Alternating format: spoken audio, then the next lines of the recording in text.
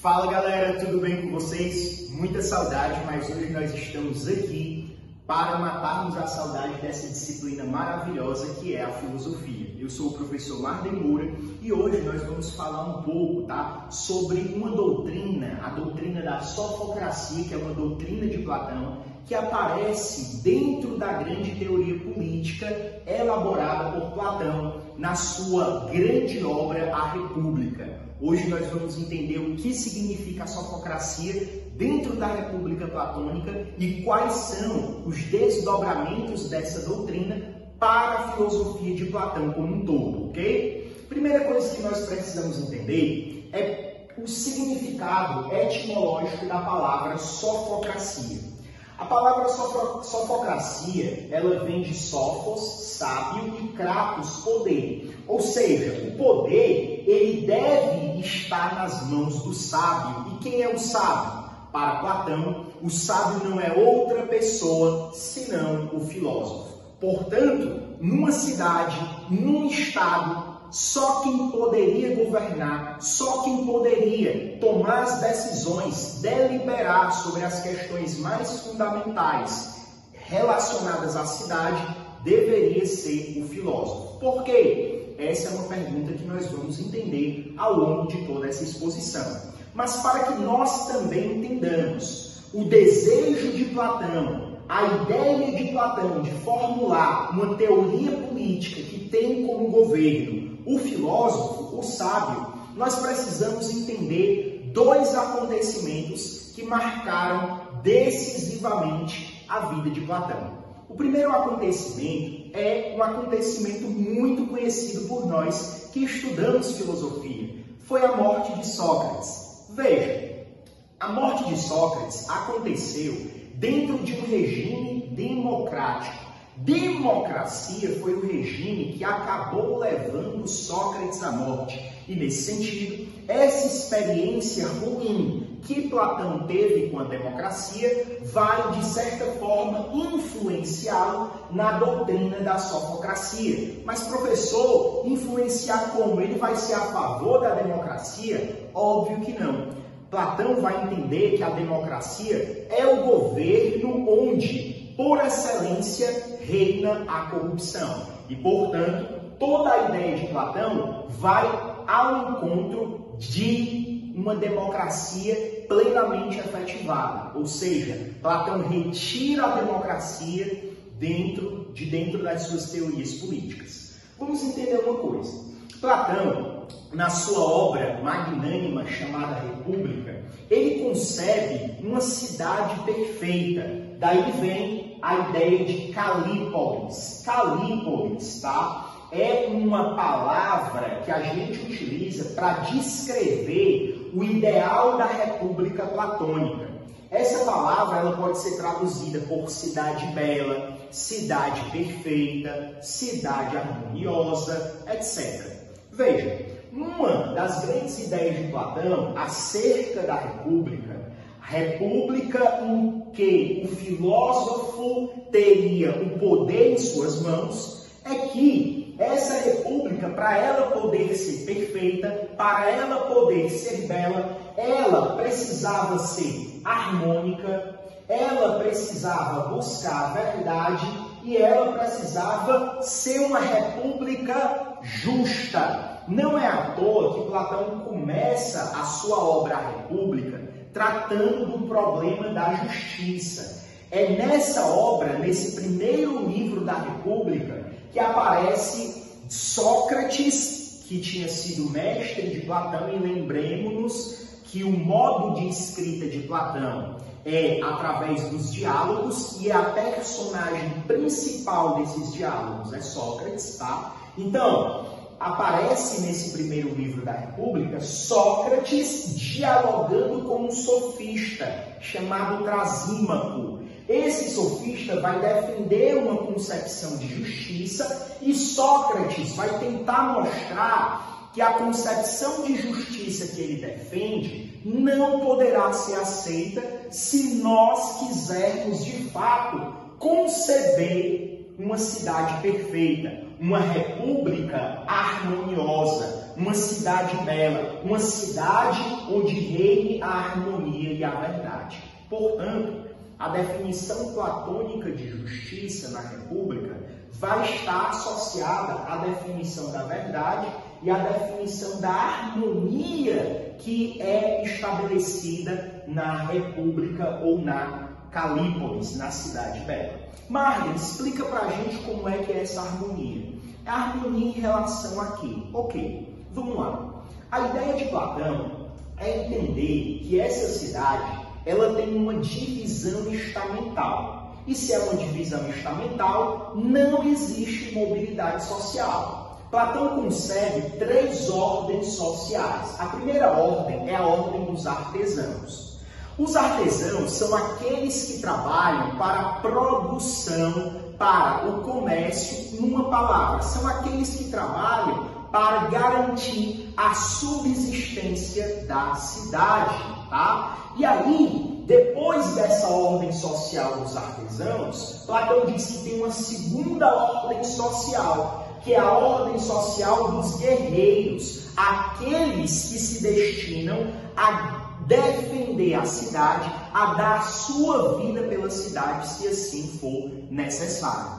E por fim, a terceira ordem que existirá na cidade é a ordem daqueles que governam, ou daquele que governa. E este não é outro senão o filósofo. O filósofo é aquele que vai estar no topo das classes sociais. Por quê? Porque no topo das classes sociais, aquele que governa poderá tomar decisões tendo em vista não simplesmente os seus interesses mesquinhos e pessoais, mas ele poderá tomar decisões tendo em vista o bem coletivo, não simplesmente o bem do filósofo, não simplesmente o bem dos guerreiros, não simplesmente o bem dos artesãos, mas o bem coletivo.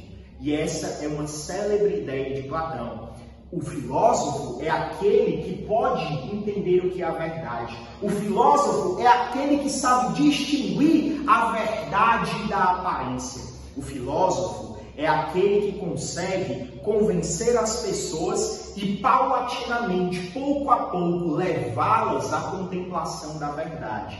E aí, a grande sacada de Platão é, se essa cidade estiver harmonicamente dividida, se essa cidade tiver um governante que cultive o seu desejo pela verdade, esse governante empreenderá nessa cidade a noção de justiça. E a noção de justiça é, deixe que o filósofo tome as decisões e cada ordem social faça somente o que lhe compete. Essa é uma célebre ideia que nós podemos extrair dessa organização social estamental que Platão propõe. Mais uma vez, cada ordem social só deve fazer aquilo que lhe compete, nada mais. E aí, nós sabemos que Platão, ele dizia também que existem 3 virtudes na alma humana, tá?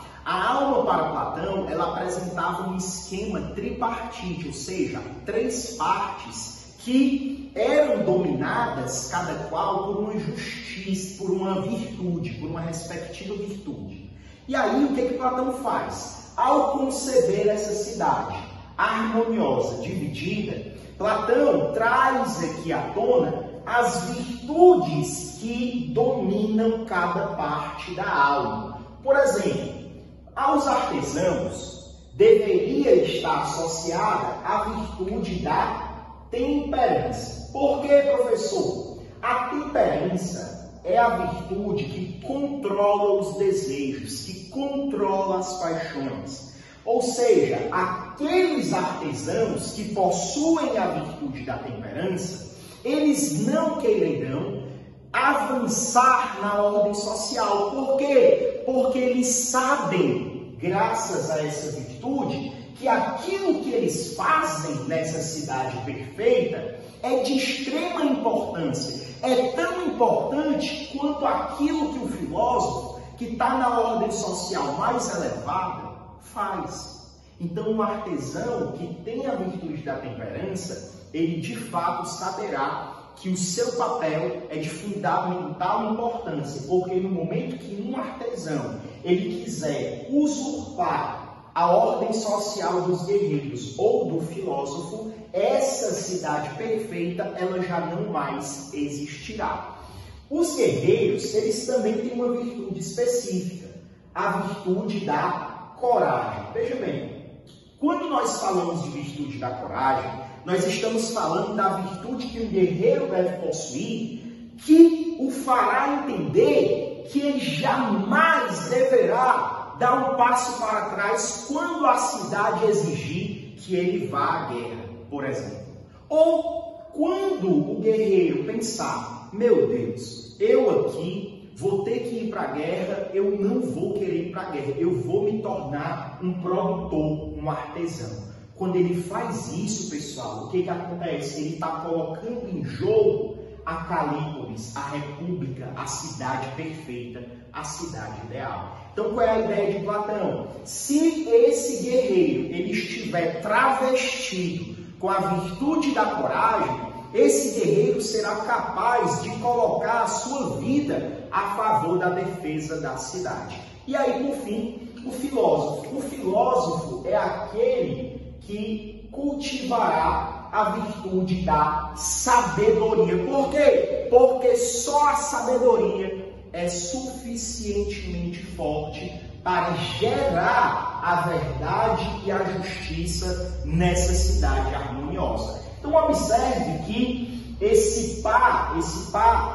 que eu coloquei aqui, tá? De trinômios, harmonia, verdade, justiça, artesãos, guerreiros, filósofo, temperança, coragem e sabedoria, estão absolutamente associados à ideia de república, à ideia de uma cidade perfeita. Mas vamos lá. Nessa cidade perfeita, já que o filósofo que detém a virtude da sabedoria para empreender a justiça, porque a justiça nasce no momento que cada ordem social faz o que lhe compete, esse filósofo ele deveria também dar conta da educação dos jovens cidadãos da República. E aí vem uma coisa muito interessante para Platão. A paideia que Platão utiliza, paideia nós podemos traduzir diretamente por educação, visa conscientizar, tá certo? Todos aqueles que recebem uma educação específica, que o seu papel dentro da República é importante. Visa a educação conscientizar que o filósofo que está no topo dessa ordem social tomará as decisões mais cabíveis para gerar o bem comum. Por quê? Porque a filosofia, que é ciência dialética por excelência, e nós sabemos o quê? Vamos lembrar? A dialética é o método que nos conduz à verdade. Isso é uma coisa muito importante na filosofia de Platão. A dialética não é o último estágio do conhecer, do ser. A dialética é um método que nos eleva à verdade. E depois que esse método é utilizado, porque é o método que a filosofia lança mão, que a filosofia utiliza, esse método nos lança na direção daquilo que é mais importante que o próprio método. Lembremos que a palavra método significa o caminho. A dialética é um caminho. Ela não é a verdade em si, ela não é o último estágio do conhecimento, ela é apenas o caminho que nos leva ao conhecimento. E aí o filósofo que se utiliza do método, do caminho dado pela dialética, e ele buscará empreender isso na cidade, na Calípolis, vai fazer com que essas pessoas que estão nessa cidade sejam levadas ao interesse comum, ao bem comum. Por isso, cada ordem social deverá fazer somente o que lhe compete. Gente, coloquei aqui 3 palavras soltas, tá? Com algumas figuras geométricas mal feitas, né? Mas para a gente lembrar algumas coisas, né? Vamos lá. Coisas importantes que nós precisamos lembrar acerca de Platão. Primeiro, é a teoria da metempsicose. O que é a teoria da metempsicose? A teoria da metempsicose é uma teoria da transmigração eterna da alma. A alma que vai buscando se aperfeiçoar em vida para alcançar a sua purificação plena.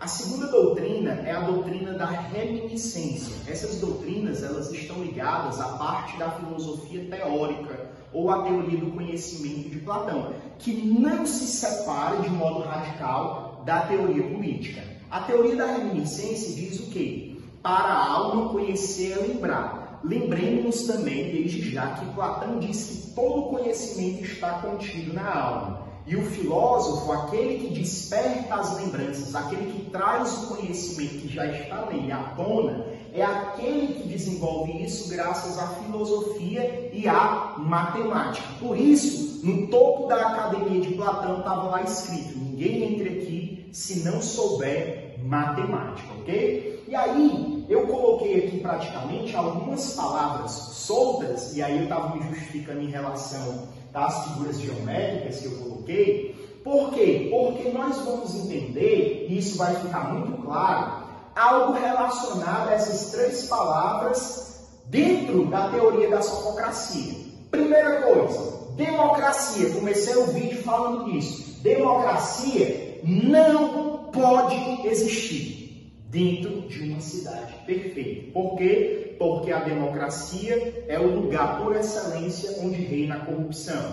Lembrem-se que Platão fala isso por conta da experiência de vida dele com a condenação democrática dada a Sócrates, o seu mestre, que era o quê? Um filósofo, que se utilizava de quê? De um método específico para se chegar à verdade e à justiça, ok? Então não se esqueça disso. Depois, muitas pessoas podem achar assim: o filósofo rei é um rei filósofo. Não! Não pode, segundo Platão, existir um rei filósofo. Mas por quê? Qual é a diferença? Veja bem, uma outra experiência, essa bem menos conhecida do que a de Sócrates, fez Platão entender que é muito difícil, a gente pode dizer impossível, um rei se tornar filósofo. Platão teve uma experiência na cidade de Siracusa. E quando ele chegou, ele teve a oportunidade de tornar o rei daquela cidade um filósofo. O que foi que aconteceu? O rei logo viu que aquilo era muito difícil, que aquilo exigia uma renúncia árdua de muitas das coisas que ele praticava. E o comprometia com certas coisas, o bem comum, com o qual ele não queria se comprometer. Então, o que foi que aconteceu? Ele disse: olha, esse negócio de ser filósofo não dá para mim. E pouco a pouco, esse rei foi se afastando, mas o Platão não se deu convencido. Começou a insistir: vamos ser filósofos, vamos ser filósofos, vamos ser filósofos. E aí, como Platão viesse a existir, o rei resolveu mandar prendê-lo. E aí, por pouco, quase Platão chegou a ser vendido como escravo. Foi por pouco que ele não foi vendido como escravo. Tá? Então, a ideia do Platão é o quê? O rei ele não pode se tornar filósofo. Ora, se um rei não pode se tornar filósofo, nós tornamos o filósofo rei. E quem é o filósofo que deveria se tornar rei? Ele, né? O Platão. Então, essa ideia do rei filósofo ela não pode existir. E aí, quando eu estava falando sobre paideia, sobre a educação, eu disse que quem deve empreender a educação de todas as classes sociais é o filósofo, através do método dialético, tentando demonstrar como cada ordem social pode fazer, inclusive, para cultivar essas virtudes a eles associados. Só que o Platão tem uma rixa muito severa com a poesia. A poesia e a arte, elas não dizem a verdade para Platão. Então, por exemplo, os poemas antigos de Hesíodo e Homero, as epopeias, as narrativas míticas ou cosmogônicas ou teogônicas, chamem como quiser, elas não deveriam fazer parte da educação dos jovens nessa cidade. Por quê? Porque os poetas, eles afastam as pessoas da verdade. A arte faz com que as pessoas se distanciem da verdade. Platão diz, os poetas não dizem a verdade. E quando a mentira ela é introduzida dentro dessa ordem harmoniosa e perfeita que Platão concebe, essa ordem mesma ela deixaria de existir. Ou seja, Platão está aqui tentando tapar todas as brechas que poderiam vir gerar algum problema em relação a essa concepção de cidade perfeita, de república que ele concebe. Então isso foi uma aula onde nós aprendemos que dentro da cidade perfeita que Platão concebe, só quem pode governar é o filósofo. Por quê? Porque o filósofo ou ao filósofo compete tomar as decisões mais sábias e levar essa sociedade que Platão entende como sociedade perfeita, como uma Calípolis, como uma república, ao bem comum, que é o bem de todas as pessoas que estão inseridas dentro desse contexto social. Muito bom estar com vocês, tudo de bom e a gente se encontra sempre no próximo vídeo. Um abraço!